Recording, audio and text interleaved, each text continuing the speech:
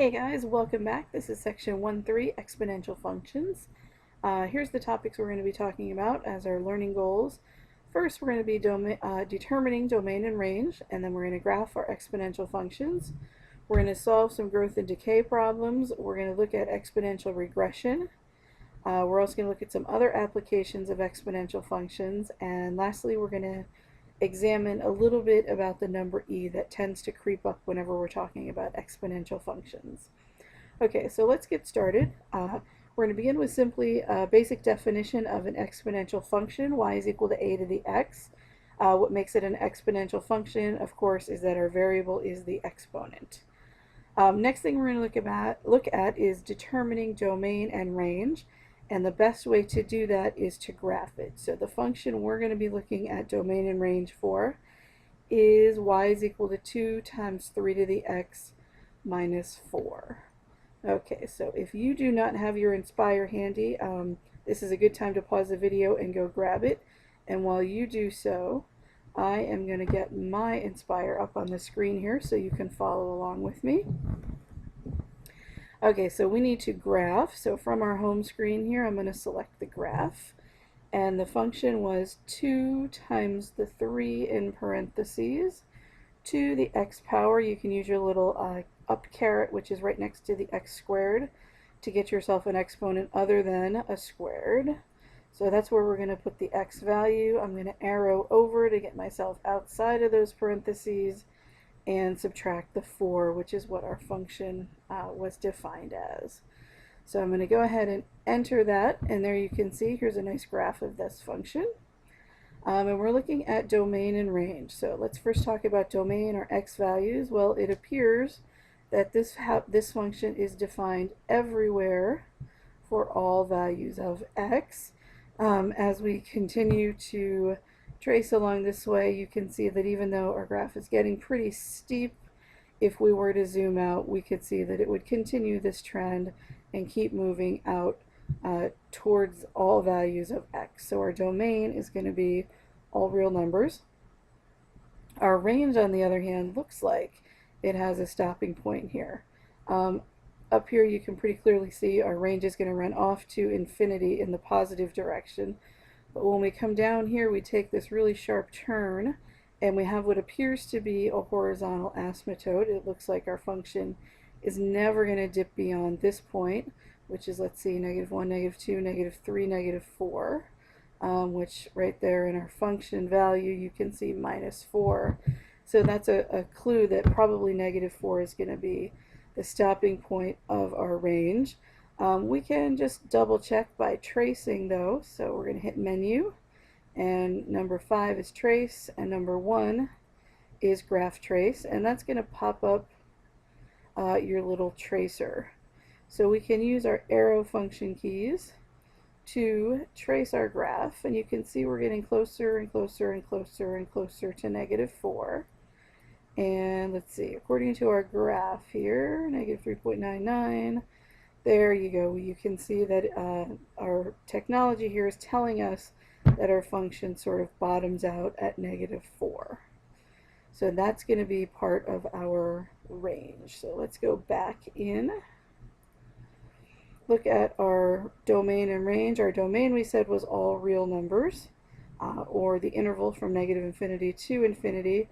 Our range, let's see, I wrote my range, all my y's, such that y is greater than -4, or in interval notation I left an open parenthesis at -4 up to infinity, which is not really what we saw on the graph. And this is when you have to use your analytical skills along with your technology. When we think about this function value, if this is to have a value of -4 exactly, that means this piece of the function is going to have to zero out. And you have to think about that for a minute. Is it possible for 2 times 3 to the x to ever equal 0? So 3 to the x power, can that ever be 0? Well, no matter what value x is, 3 to any power is never ever actually going to hit 0. So that's when we need to be a little bit smarter than our technology, and we can use our technology to show us that we do get down really, really, really close to -4, but our analytical skills kind of have to win out over what we see on our graph, and we have to put the correct range in here.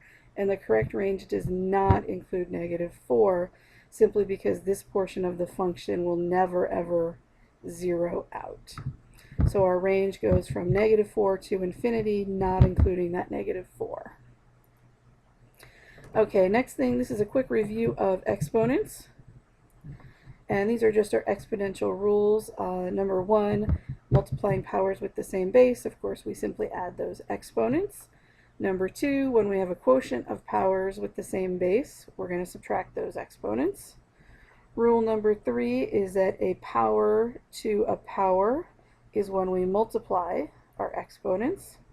Rule 4, when we have two different bases raised to the same power, that's the same as the product of those bases raised to that power.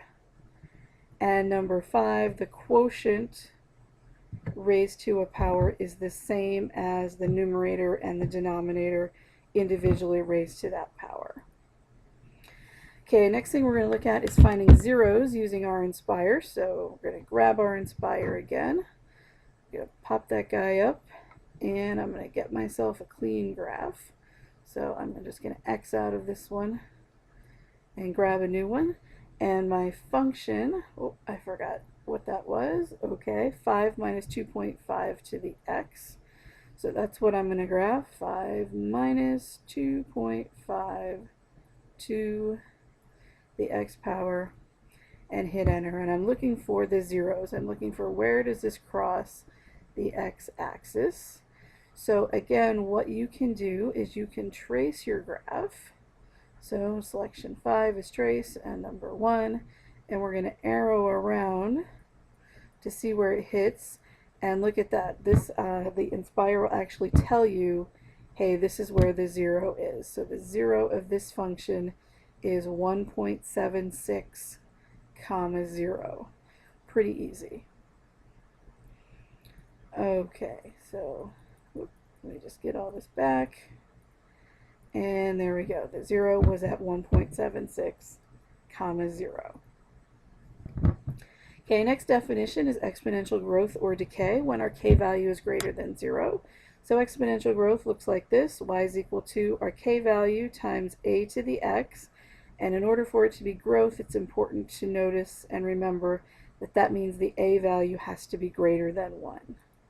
Decay, on the other hand, is the same general form, except our a value isn't greater than 1 like growth. Decay is when it's in between 0 and 1.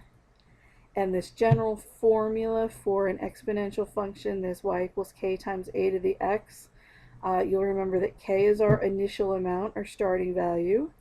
The a is the growth of the decay factor. That's kind of the what's happening factor. So if you have something that's doubling, our a value would be 2. If we're talking about the half-life of a radioactive substance, then our a value would be 1/2. And then our exponent, our x there, is the number of times we're going to compound that, or the number of growth periods or the number of decay periods, depending on what we're talking about. Okay, so on page 24 is where you'll find example number 4, and this is a radioactive decay problem. So we have the half-life of a certain radioactive substance is 20 days, and we're going to start with 5 grams present initially. We're looking to find when will there only be 1 gram of the substance left. So first let's put it into our exponential function here. So y is equal to k times a to the x. Remember, the k is your initial value, so that would be the 5 because we started with 5 grams initially, times a is what's happening. Well, this is a half-life problem, so what's happening is that we're going to be cutting it in half, so that's going to be 1/2. And then to the x power, because we're looking for the number of times that that's going to happen to get us simply 1 gram of our substance left.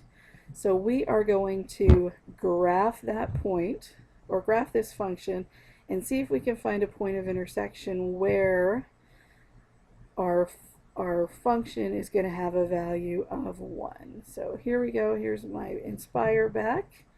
Okay, I'll get rid of this one. Don't need that anymore. Start a new one. So we had, let's see, 5 times 1/2, and I'm simply going to go with the 0.5 root here, to the x, and I'm going to enter that. And I want to know when exactly is there 1 gram of that. So I could graph the constant function of f of x equals 1, and I could find the intersection point. I'm going to see if I can trace my graph and just find out when this has a y value of 1. Let's see if it's going to stop exactly at 1 for me. Oh, bummer. Not happening. I get 0.9, so I know I'm pretty close. Okay, well then I'm going to throw another function in here. So to add another function to your existing function, you're going to hit tab, and that's going to bring you another opportunity to enter a second function, and I want to know when it's equal to simply 1.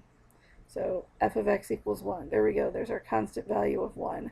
And now I have 2 functions, and I can analyze this graph and I can find my intersection point. And to do that, we're going to go to menu, and analyze graph is down here, number 6, and I am looking for number 4, the intersection point. So this is asking me for a lower bound, so I'm going to move my cursor to below where I think the intersection point is, and then it's asking me for an upper bound, and oh, there you go, you can see we found it. So I'm going to go ahead and grab this point, which you can do with your middle little touchpad key. I'm going to grab it, hold it, and move it up just so I can see it a little more clearly. Okay, that looks like our intersection point. The x value is at 2.32. So that is where our functions intersected. So there will be 1 gram left after 2.32 decay periods. And remember from our problem, a decay period was 20 days. So that's not 2.32 days, that's 2.32 decay periods, which would translate into being 46.4 days. Oh, and it looks like I have a typo there, 46.4 or days. I think that should probably say or 46.4 days. Whoops, typo.